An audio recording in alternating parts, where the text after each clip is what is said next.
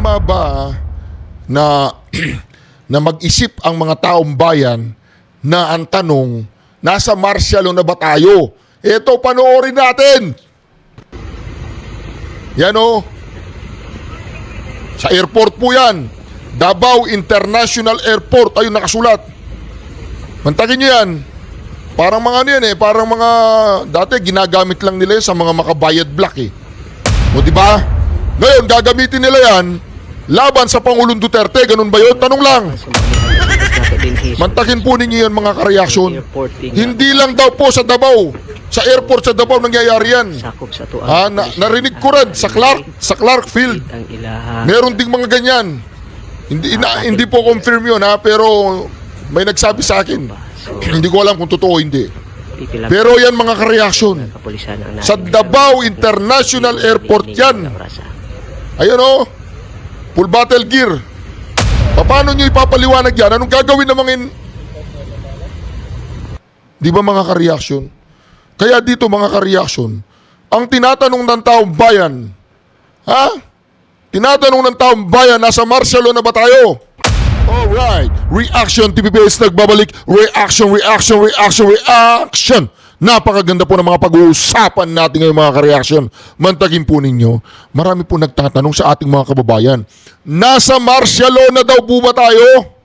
Yan po ay katanungan lamang. Nasa martial law na po ba tayo? Panoorin po ninyo to kasi kung ganoon, baka valid ang kanilang tanong o hindi. Ito po mga kareaksyon ha. Ito po hindi pagpapakalat ng takot o fake news. Tinatanong lang natin kung ano po ito ha. Panoorin po natin. Kaya ang katanungan ng maraming Pilipino ay nasa martial law na po ba tayo? Yun po ang tanong. Ang sabi ko naman, bakit? Meron na bang announcement ang gobyerno na nasa martial law na tayo? Wala pa, di ba? Pero bakit parang nararamdaman po ng taong bayan na bakit parang nasa martial law na daw po tayo? Kasi po, ito po yung pinadala sa aking video ng ating mga kareaksyon na natakot po sila dito sa pronouncement po ni Vlogger Claire. Ito pong pronouncement ni Vlogger Claire. Si Vlogger Claire, yung boses niya, parang yun ang kaaway ko nung high school nung elementary. Parang pag nagkukulitan kami nung high school ako tsaka elementary, parehas na parehas ang the way siya magsalita, tono ng boses niya, pakinggan po ninyo ha. Ito po ang ipinadala sa akin ng isang kareaksyon natin at ang tanong po, bakit ganito po magsalita si Vlogger Claire? Ito po. Andin po ang pakiusap natin kung mangyayari po ito. Yung mga tao, ang taong bayan, kung sino man yung mga supporters, makinig na lang po kayo kung ano yung sinasabi ng batas. Huwag na po tayong makialam kung inyo pong ang gagawin ay hindi naman po naaayon o labag sa batas ang inyong gagawin. Sumunod sa batas at huwag nang makialam. Ito ang pakiusap ng Malacanang sa mga taga-suporta ni dating Pangulong Rodrigo Duterte sakaling may lumabas nga na arrest warrant mula sa International Criminal Court o ICC laban sa dating Pangulo. Ano yan? Pagdidikta? Hindi, tanong lang yan, Vlogger Claire. Sumunod sa batas, paano kung hindi naman naaayon sa batas ang pag-aresto sa Pangulong Duterte? Hindi ba kami pwede magtanong? Hindi ba pwede kaming makialam? Hindi ba mga kareaksyon? Pwede naman na ang pag-aresto sa Pangulong Duterte ay hindi naaayon sa batas. Ito'y pang-aabuso. Di po ba? Nung panahon ni Diktador Marcos Sr., naaayon pa sa batas ang lahat ng krimen na nangyari noong panahong yon, na nahimik ang taong bayan kasi nga natatakot sila. Ngayon, Vlogger Claire, gusto mo manahimik ang taong bayan, manahimik kami? Hindi kami makikialam kapag may ginawang hindi tama sa Pangulong Duterte at sinasabi ninyo tama at hindi naman tama? Ibig mo ba sabihin, Vlogger Claire, lahat ng gagawin ng administrasyong ito at gobyernong ito ay tama? Naaayon sa batas? Sige nga, explain mo sa amin. Anong ginawa nila doon sa bicameral committee report? Bakit nila binalahura? Naaayon ba sa batas yun? Naaayon ba sa batas ang pagpapatawag sa mga vlogger ng mga Duterte na sinasabi nila na mga trolls, sinasabi nila ng mga narco, pogo, tsaka mga Chinese-funded vloggers? Sino yung mga yon? Ang tanong, bakit ang mga Duterte-leaning vloggers ang pinagtatawag ninyo? Ibig nyo po ba sabihin, ay hindi na pwedeng magsalita ang taong bayan? Hindi na kami pwedeng makialam? Hindi na kami pwedeng mag-rally, peaceful rally? Kung mayroong gagawing hindi maganda sa Pangulong Duterte? O di ba, pakinggan po natin ito. Ibig sabihin, ang utos ng Malacanang, kapag inaaresto ang Pangulong Duterte at hindi tama at hindi makatarungan ang ginagawa ng gobyernong ito, ay mananahimik pa rin kami? Ganun ba yun, Vlogger Claire? Wala na kaming karapatan, freedom of expression? Di ba? Ibig mo ba sabihin naaayon sa batas yung paggamit ng cocaine? Vlogger Claire, naaayon ba sa batas ang paggamit ng cocaine? Ba't hindi mo tanungin yung amo mo kung gumagamit ng cocaine? At kung bangag siya, tanungin mo, mahal na Bobong Marcos, kayo po ba ay bangag or gumagamit ng cocaine? Tanungin mo. Ayaw niya magpo-follicle test eh. Tsaka tanungin mo, bakit umingiwi siya paminsan-minsan? Oo, madalas ba? Di ba? O sige. Vlogger Claire, magsalita ka pa ha? Ayon kay Palace Press Officer Claire Castro, handa ang mga otoridad na pigilan ang anumang posibleng idulot na gulo kung magkakaarestuhan man. Pero sa ngayon, ayon kay Yusek Hindi! Sige, arestuin ninyo! Di ba? Hindi naman natatakot ang Pangulong Duterte na maaresto. Alam po ba ninyo, ito sasabihin ko mga ka-reaction sa nakikita ko, talaga naghahanap na ng oras at timing ang Pangulong Duterte na arestuin siya. Pumunta lang ng Hong Kong, nagkaroon ng ugong-ugong na arestuin siya. Gumawa ng istorya para malihis ang usapin patungkol sa bicameral committee report, malihis ang vote buying nila, ginagamit ang AKAP, malihis ang usap-usapin patungkol nga dito sa nangyayari sa PhilHealth at doon sa bumagsak na tulay. Ito na naman ang bagong issue. Aarestuin ng Pangulong Duterte. Siguraduhin nyo lang ha. Siguraduhin ninyong maaresto nyo yan. At siguraduhin nyo kapag naaresto yan ay hindi magkakagulo ang bayan natin. Hindi kasi tayo ayaw natin ng gulo. Hindi tayo pabor sa violent move. Pabor tayo sa rule of law. Pero sinasabi na nga natin na ang ICC ay hindi na tayo under at wala ng jurisdiction sa atin. Bakit puro ICC? ICC pa rin kayo. Kasi sinisindak nyo ang Pangulong Duterte dahil kinakala ninyo na matatakot siyang umuwi. Nagkakamali kayo. At malaking pagkakamali pa rin ang gagawin ninyo kapag ang Pangulong Duterte ay inaresto ninyo. Bakit? Tignan natin, sige. Isa pa po ito mga kareaksyon, ipapalabas ko po mamaya sa inyo. Hintayin nyo lang. Maraming nakakakita sa maraming mga airport na nagkakaroon po ng maraming sundalo o kapulisan ng mga airport. Siyempre natatakot po ang taong bayan na para bagang hindi ata normal ito. Nagme-message po sa comment section ng taong bayan, nasa martial law na ba tayo? Nasa silent martial law na ba tayo? Tanong lang yun. Hindi, sige. Ituloy-tuloy nyo yung mga kagaguhan ninyo. Alam ninyo, ang pulso ng taong bayan, ang sigaw ng taong bayan, mga kareaksyon, ikaw, Bobong Marcos, tapusin mo ng matiwasay, ng mapayapa ang iyong pag-upo bilang Pangulo. Pabor kami doon. Matapos ang iyong presidency, masaya kami. Pero hindi kami papayag na patatahimikin ninyo ang taong bayan para lamang magpatuloy ang kaanimalan ninyo kasama ninyo yung mga dilawan. Mga dilawan, mga pinklawang bulok. Hindi, balita ko merong mga dilawan tsaka pinklawan, hindi na sila bulok. Si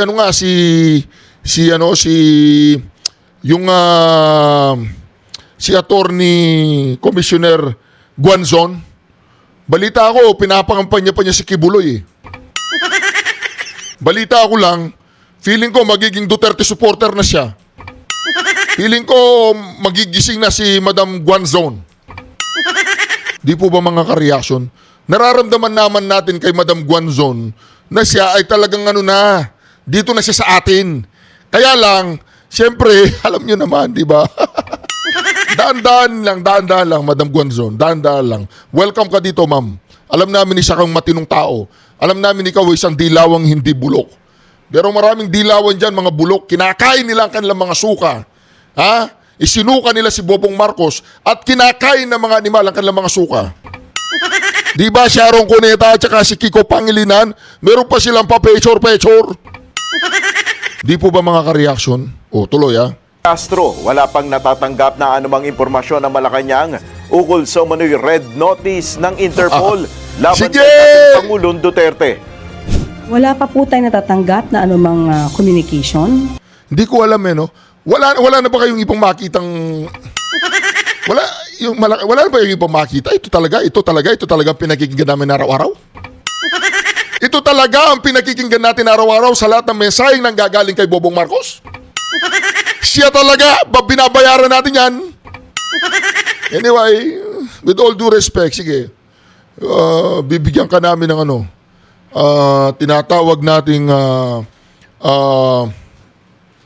anong tawag doon?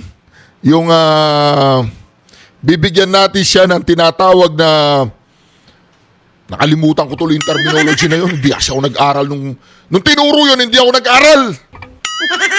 Di ba, nung tinuro yun, hindi ako nag-aral, iniisip ko pa rin. Benefits of the doubt. Benefits of the doubt ang kinakalimutan. Bigyan natin siya ng benefits of the doubt.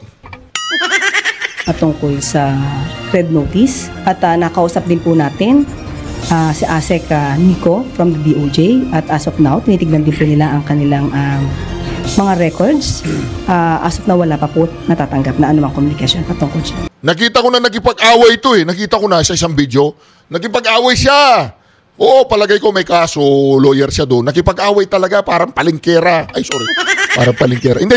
Parang social na palingkera, ganun. Okay, pasok!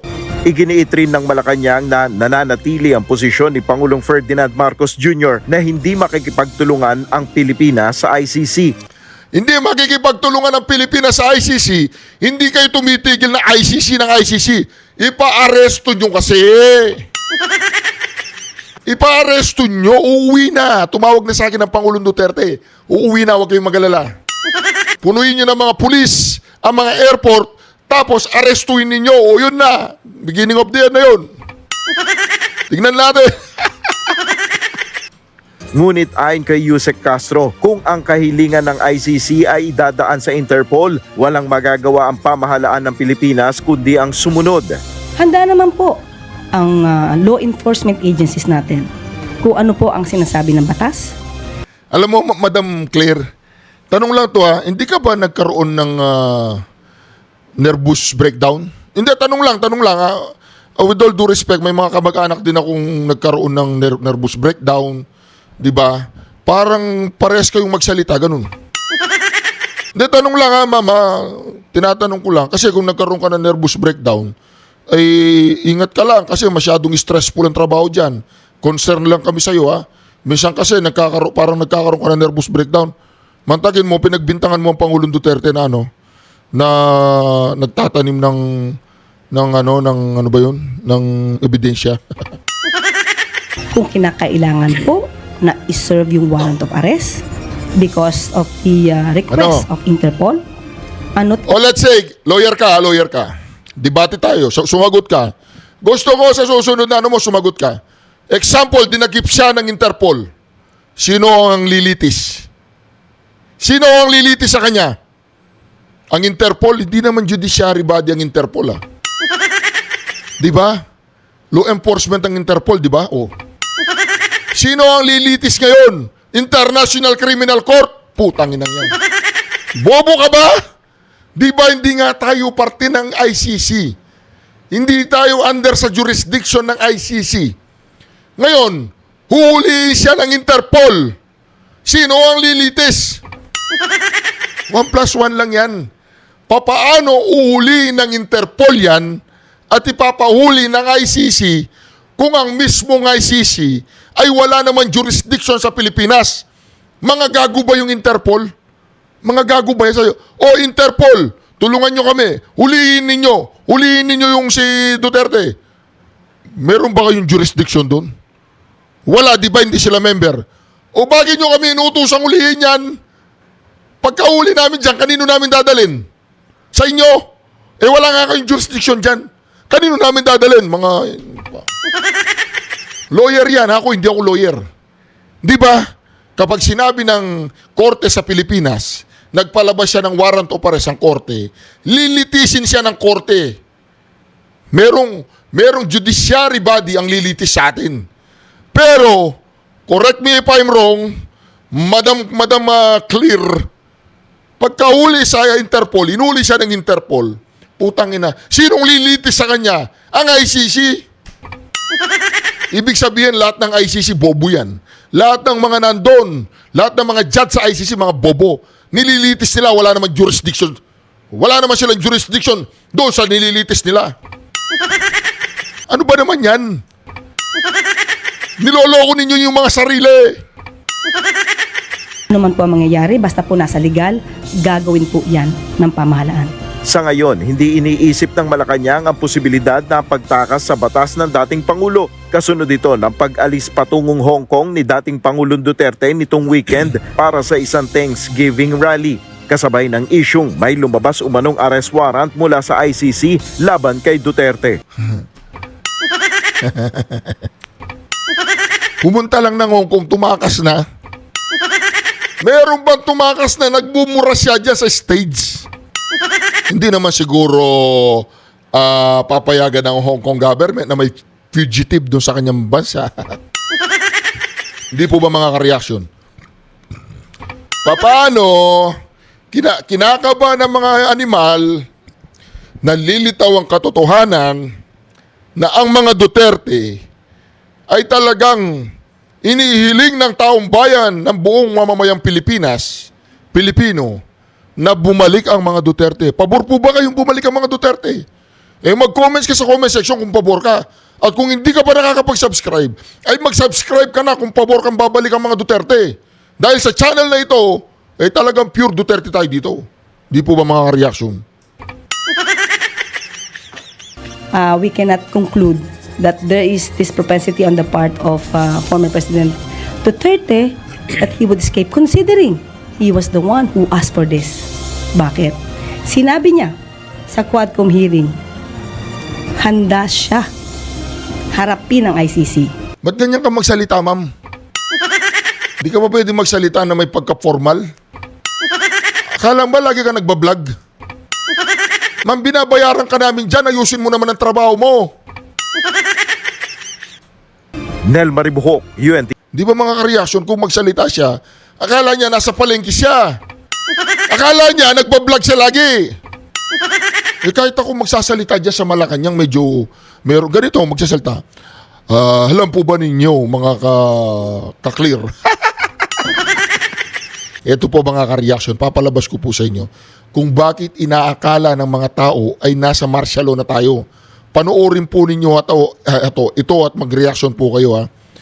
Tama ba na na mag-isip ang mga taong bayan na ang tanong, nasa martial law na ba tayo? Ito, panoorin natin. Yan o. Sa airport po yan. Davao International Airport. Ayun nakasulat. Mantagin nyo yan. Parang mga ano yan eh. Parang mga, dati ginagamit lang nila sa mga makabayad black eh. O diba? Ngayon, gagamitin nila yan laban sa Pangulong Duterte. Ganun ba yun? Tanong lang. Mantakin po ninyo yan mga ka-reaction. Hindi lang daw po sa Davao. Sa airport sa Davao nangyayari yan. Narinig ko rin sa Clark Field. Meron ding mga ganyan. Hindi po confirm yun ha, pero may nagsabi sa akin. Hindi ko alam kung totoo o hindi. Pero yan mga ka-reaction. Sa Davao International Airport yan. Ayun o. Full battle gear. Paano nyo ipapaliwanag yan? Anong gagawin ng mga Di ba mga ka-reaction? Kaya dito mga ka-reaction, ang tinatanong ng taong bayan, ha? Tinatanong ng taong bayan, nasa martial law na ba tayo? Di ba? Kung nasa martial law na tayo, bakit marami pa rin dumudurog sa kalsada mismo, ha? Sa kalsada bumabatak mga ka-reaction. Sa mga sasakyan nila bumabatak ang animal na yan. Pinakita ko doon sa nakaraang video. Nasa Hilux, walang tint. Sa likod niya, police car. Babatak siya na shabu. Mga animal na yan. Ito pa, isa pa to eh. Isa pa tong chihuahua na to eh.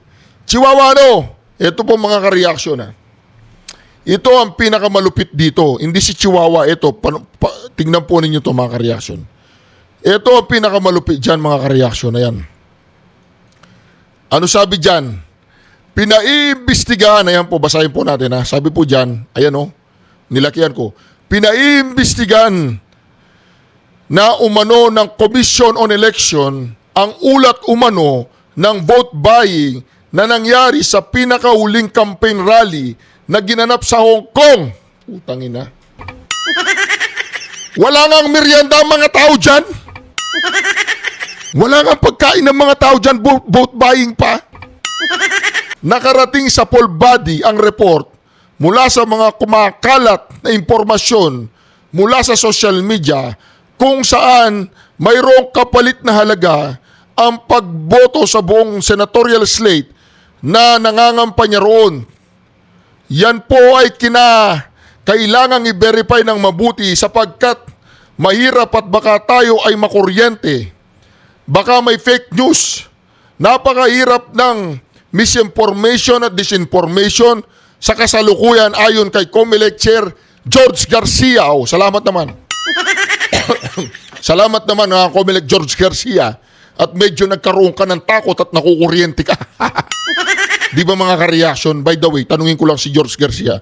Ikaw ba ang abogado ni BBM noong meron siyang apila nung natalo siya kay Leni Robredo? Ikaw ba yung abogado niya?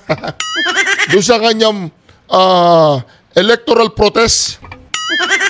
Hindi, tanong lang yan eh. Balita ko si George Garcia di umano eh. Yung kanyang abogado. So anyway, maganda naman yung sagot ni George Garcia. Yan po ay kinakailangang i-verify ng mabuti sapagkat mahirap at baka tayo ay makuryente, baka may fake news, napakahirap ng misinformation at disinformation sa kasalukuyan ayon kay COMELEC. Natatakot na siya. George Garcia. Samantala, hindi pa umano may tuturing na ebidensya ng COMELEC ang mga nagkalat na impormasyon sa social media patungkol dito. Nakikipag-ugnayan na rin umano ang ahensya sa konsulada ng Hong Kong para makakuha ng pa ng ibang detalye. Aminado naman ang COMELEC na wala silang jurisdiction sakaling magawa ang ganitong uri ng krimen sa ibang bansa. Wala pala kayong jurisdiction sa Hong Kong eh. Di ba? Malay mo doon nagkakaroon na ng bayaran. Kaya ang problema po ng alyansa. Pupunta sila ng Hong Kong. Babayaran nila ang mga taga Hong Kong. Alam po ninyo kung anong gagawin ng mga taga Hong Kong? Kukunin nila yung pera, ibubuksan yung bunganga na nagbabayad sa kanila, isasaksak sa bunganga nila. Ano palagay ninyo sa mga taga Hong Kong? Walang pera yan? May trabaho yan. Balita ko nga, 99% dyan Duterte, di ba? Mag-comments nga po lahat ng mga taga Hong Kong kung ready kayong tumanggap ng bayad. Balita ko, pag binayaran mo yung taga Hong Kong, hahawakan yung bibig na hahawakan nila yan. Isasaksak nila sa bunganga nila yung mga nagbabayad. Kaya kung may plano yung mga taga-alyansa na pumunta ng Hong Kong, wag na, lalangawin kayo dyan. Lalangawin kayo sa Hong Kong. Tingnan natin kung pupunta sila ng Hong Kong. Lalangawin kayo dyan. Ito mga ka-reaction ha. Ito ang malupit. Tatawagan ko nga si sandali lang. Telepono ko. Tatawagan ko po si Commissioner George Garcia. Hello. Commissioner George Garcia. Ikaw po ba yan, Commissioner George Garcia? Namamatay yung mic ko. Paki-verify nga itong video na ito. Ito ipapadala ko po sa inyo. Ito naman din Teka lang, hindi yan. Nakabwisit ang tono ng boses niyan.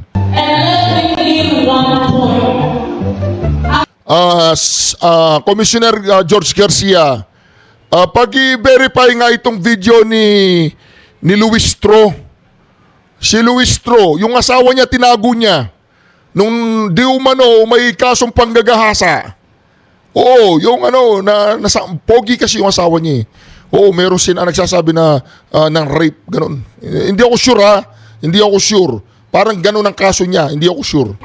Hindi verified yun. Pero tinago niya yung asawa niya kasi yung asawa niya baka mabawasan. Oo, di ba dapat yan ito i-disbar? Di ba tinago niya yung asawa niya, bawal yun. Anyway, mga ka-reaction, Commissioner George Garcia, ka-reaction ka rin po ba? Ka-reaction ka rin. Oh, sorry. Oh, tignan nyo, si Commissioner George Garcia, ka-reaction din po. Paki-verify nga to kung both buying ito. Kasi talagang malupit po itong siya, Luis Tro. Walang hiya na yata. Oy, Luis Tro, walang hiya ka na ba? Di ba mga ka-reaction? Si Luis Tro, halimbawa, nag-iisang babae na lang sa mundo at si Luis Tro na lang ang natira. Anong gagawin mo? Di ba? Oo, mag-ano ka muna, mag-soul searching ka muna dyan sa disyerto, gano'n. Di ba, malay mo doon sa disyerto, may lilitaw na bagong babae doon. Ay, di, siyempre kung nag-iisa na lang yan at 1,000 lalaki yan, di ba, wala nang problema. Oo, di ba, yung mga lalaki, magbakla na lang kayo. Hindi, joke lang yun. Taken na yan, wag na kayong mangarap. Ito ba mga karyason, pag panoorin po natin Commissioner George Garcia, pasensya ka na alam ko, taken ka na rin ba? O ito o ano ba yan? Ba't gano'n? Ba't may lumitaw na gano'n? Ito mga kareaksyon bigla pong nawala ang aking background. Ayan, ang background ko, nasaan ang background? Nawala na ang aking background. Ito po mga kareaksyon Ayun, ang background ko. So, panoorin po natin ito mga kareaksyon. Ang trabaho ng congresswoman ay hindi ang pagpapailaw. Ang trabaho ng congresswoman, magbasa ng batas, makipagdibate, makipagpalitaktakan, kagaya ng napapanood ng Martipis doon sa TV. Tama! Oh, nakita, Attorney George Garcia, bye-bye na, bye-bye. Hindi po si Commissioner Garcia, kunyari lang yun, joke lang yun. Naniniwala naman kayo na tinawagan ko si George Garcia. Ngayong oras na ito, naku po, wag na. 10:00 na ng gabi. Anyway, mga karyason, Commissioner Garcia, sa tingin po ba ninyo ang ginagawa ni Luis Tro na pagkabigay niya ng 1.5 ba? Pumirma yata sila 5,000 ba? Tanong lang. Tapos binigyan 1.5, di wow. Akap yun, akap. O, di ba? 1.5, 1,000, tsaka 500, Pero yung pinirma nila, 5,000. Tanong lang! Pag-verify nga yun. Oo, pag-verify mo yun. Attorney, Commissioner Garcia. O ito, panoorin natin ito. Isa pa to. Ito. Hindi natin alam kung yun po talaga ay yung biyahe nila doon dahil nga po sa talagang official, dahil sa mga OFW o dahil... Anong opisyal? Ano ba? Anong pakialam mo doon kung opisyal o hindi opisyal? Anong pakialam mo doon, Chihuahua? Ito, pakinggan mo natin. Hindi natin alam kung yun po talaga ay yung biyahe nila doon dahil nga po sa talagang official, dahil sa mga OFW o dahil nga sa may nagsisirculate po na rumors about this arrest warrant. But it is quite noticeable, until now ay wala pa rin yung ating dating Pangulo. Maugong ang balita na naglabas umano ng arrest warrant laban kay dating Pangulong Rodrigo Duterte ang International Criminal Court o ICC dahil sa posibleng crimes against humanity sa pagpapatupad nito ng anti-drug war. Nitong nakaraang linggo, Umalis patungong Hong Kong si FPRRD kasama ang anak na si Vice President Sara Duterte at humarap sa Filipino community doon para sa PDP Laban Rally. Mismong si dating Pangulong Duterte ang naghayag ng naturang warrant sa kanyang talumpati. Bagaman walang kumpirmasyon ng sinasabing arrest warrant, ipinagtataka naman ni Manila 3rd District Representative Joel Chua ang timing ng pagbisita sa Hong Kong ng dating presidente. Sakaling meron ng order ng pag-aresto, dapat agad itong ipatupad ayon sa mambabatas. Si Congressman Chua ay isa ring miyembro ng House Prosecution Panel para sa impeachment trial ni VP Duterte. Tingin ko, hindi naman, although wala nakalagay dyan na forthwith, no? So, pero sa tingin ko, dapat ipatupad to kung talagang meron dahil ang nangunguna po dito is yung international community na international criminal court. So, tayo naman assistance lang.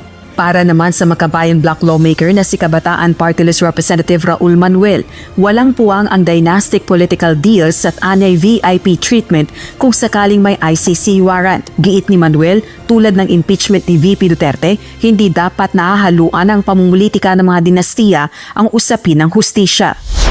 Samantala, sakali namang dawit si VP Duterte sa mga reklamo sa ICC, kaugnay ng umano'y extrajudicial killings o EJ case ng alkalde pa ito sa Davao City, makahadlang nga ba ito sa nakabinbin itong impeachment trial? Sagot ni Congressman Chua. Sa akin po paniniwala, tuloy-tuloy naman ang impeachment trial unless of course hingin yung kanyang presensya. So, kung kinailangan yung kanyang presensya, dun medyo siguro magkakaroon ng problema. Kasi kung wala naman po siya, kung hindi naman po siya uma-attend, po pwede po kasi nakalagay po sa rules na i-enter po na not guilty. So, pwede pong tumuloy pa rin po. Sa Article 5 ng impeachment complaint laban kay VP Duterte, nakasaad na nakagawa umano ito ng high crimes dahil sa extrajudicial killing. Kasama rin ba si VP Sara dyan sa extrajudicial killing? Wala, stick yung mga to yun, no? Oh, Chihuahua! Puta, Chihuahua na yun. Hindi ka ba titino? Di ba mga ka-reaction si Chihuahua? Talo na nga sa Maynila, ngawa pa ng ngawa, tatawagin ko si Yorme. Gusto mo tawagin ko si Yorme? Tatawagin ko si Yorme, Chihuahua ka. Hello, Yorme! Oh, kumusta na? Okay lang, okay lang. Mabaho na yung Maynila, ano, kailan mo lilinisin? Pagkatapos ng eleksyon? Oh, marami rin mga snatcher, old dapper, mga drugista niya, nasa kalsada na. Oh, dami. Oh. Hindi yun ang ibig sabihin, hindi yun ang ibig sabihin. Ayoko. Kukunin mo kung trabador mo. Uliin natin, huwag mo isama dyan. Tama na ako dito. May tatanong lang ako sa'yo. Si Chihuahua, ang ingay-ingay sa social media. Mananalo pa ba siya dyan? May pag-asa pa si Chihuahua? Wala na. Pabayaan na lang natin. Okay. Pabayaan na lang natin gano'n. Nagsasalita siya. Wala naman di ba? Pagtapos ng eleksyon, nangangarap siya na maging prosecutor. Wala. Magiging prosecutor siya saan? Saan? Doon, wala. Hindi na. Sa saklahan? Hindi. Wala na. Wala na saklahan Wala. Pag may ano lang. Okay. Love you, Yorme. Okay. Balik ka. Okay. Bumalik ka na. Babalik ka na, ha? Wala na. Talo na si sino ba yan? Yung babae, yung dati mong kapartner. Nakalimutan ko tuloy. Si Honeybee. Honeybee Lacuna. Honey Lacuna. Yun. Lacuna mo na. Lacuna. Okay. Bye, Yorme. Ikaw nang bahala kay dyan, kay Chihuahua. Kalmahin mo lang siya. Kalmahin mo pag nakita mo. Chihuahua, kalma. Kalma. Ganun sabihin mo. Okay, bye, Yorme. Love you. Panalo ka na. Putang ina. Bye. Panalo na si Yorme. Hindi po si Yorme yun. Anyway, reaction. Mantigin nyo ito. Pakinggan natin, ha. Para yatang may inutusan si Bobong Marcos na patayin yung mic ni VP Sara Duterte. At yun ay joke lang. Ito ba pakinggan po natin si VP? Hello? Okay na? Duterte! Sir, pakihanap nga yung inutusan ni Marcos na patayin yung aking...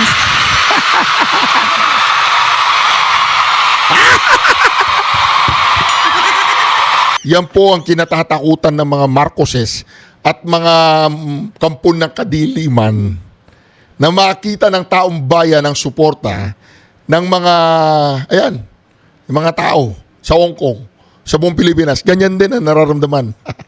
Sawa na sila. 3 taon ka pa lang dyan, Bobong Marcos. Nagsawa na ang taong bayan eh. Paano eh? Dumami ang adik. Ayaw mo magpa-polygel test. Ikaw ba nagpapatay si Mike ni BP Sara? Tanong lang, ikaw ba nagpapatay? Dahil pagpapasalamat po ito kay PRRD, former President Rodrigo Duterte, ay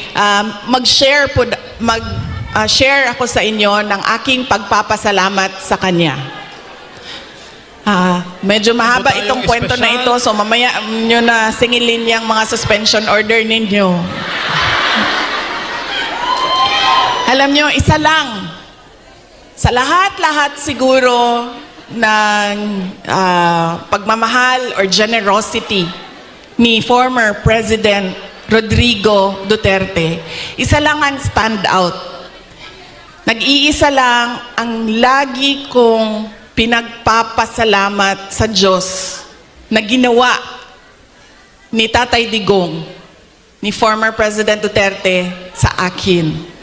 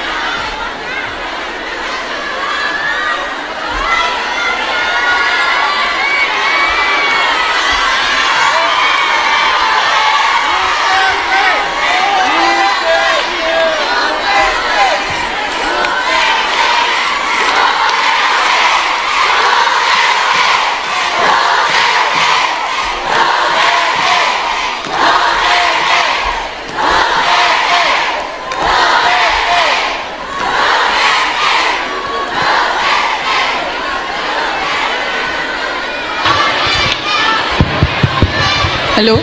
Okay na? Sir, pakihanap nga yung inutusan ni Marcos na patayin yung aking...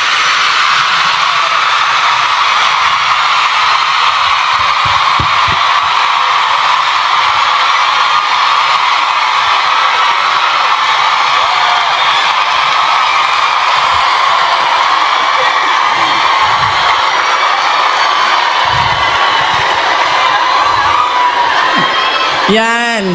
Dahil sa mga ganyan, nakakasuhan ako eh. Malay natin, di ba? Baka may inutusan dyan.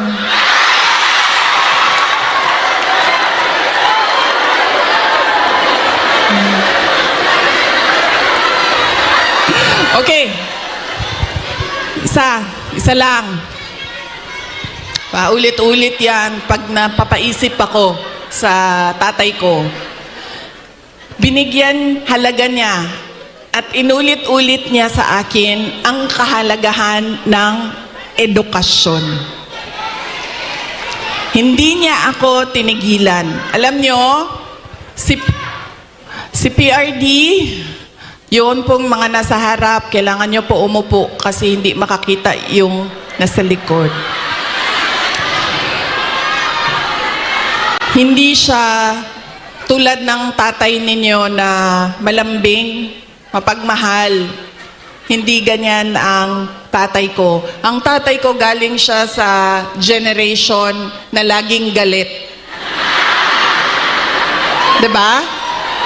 Sino yung may mga magulang na yung generation na laging galit?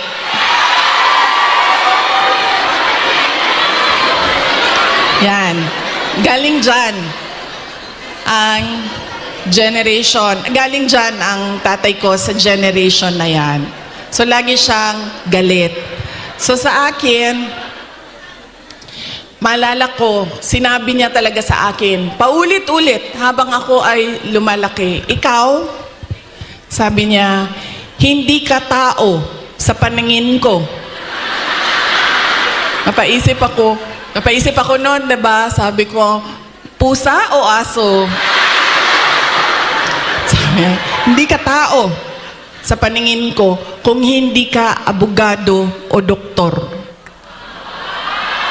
Totoo 'yan. So paulit-ulit niya 'yan na sinasabi sa akin. So syempre, pag ikaw bata ka, 'di ba? Papasok yan paulit-ulit dyan sa iyo. So ako din, habang ako ay nag-aaral, nung ako ay lumalaki, nag-aaral ka, elementary, high school, napasok na sa isip ko.